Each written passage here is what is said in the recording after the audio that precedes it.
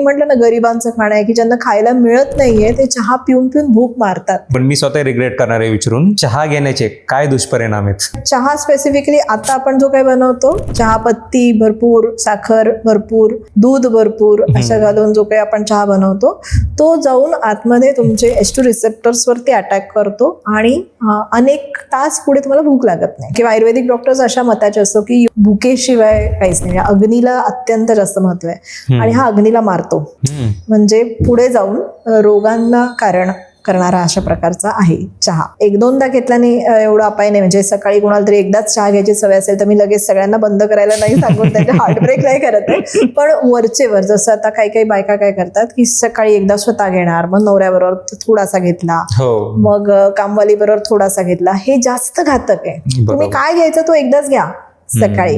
याच्याने काय होतं, तुम्ही तुमची पचन मारताय.